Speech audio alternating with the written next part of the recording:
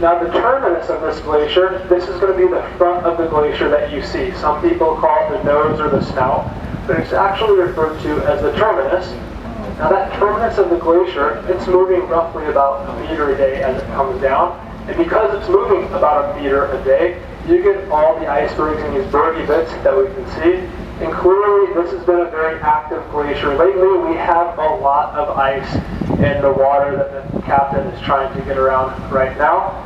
Now when you do see the terminus of that glacier, the ice that you're looking at isn't really that old. It's only about 150 or 200 years old. So that means the front of that glacier, 200, 150 years ago, it came down on top of this mountain as a snowflake, and it's taken that long for that snow to reach the end of this glacier. And of course, when it calves off and it makes its way out, it's going to melt, and that's the end of the cycle of that snowflake.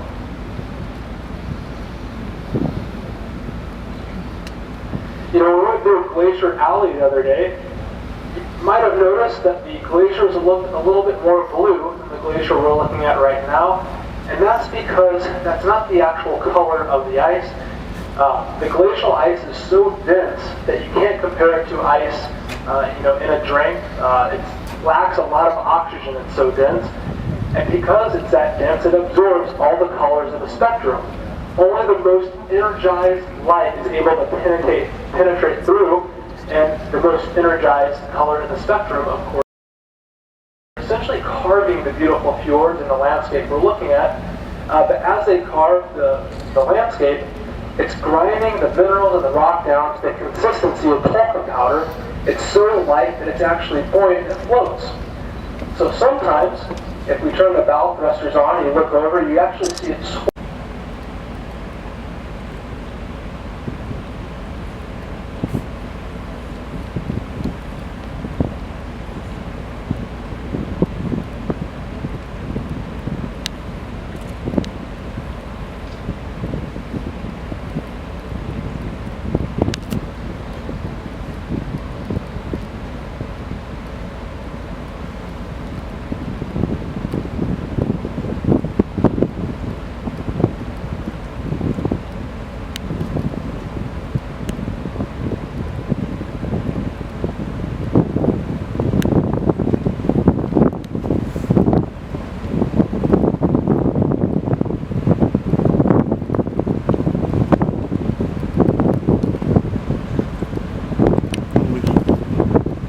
Port side, you can see the bow thrusters and how it's displacing some of the bergy beds. You can also see it stirring up that rock flour as well, so very rich in that rock flour. Now if we're lucky, we will see some calving on this glacier. This is a true story. I was in Alaska, and we were in Glacier Bay, and I had somebody come up to me after we had sailed away, and they said that they enjoyed their trip, but they were so upset in America because they didn't see calving, and I had to tell the person that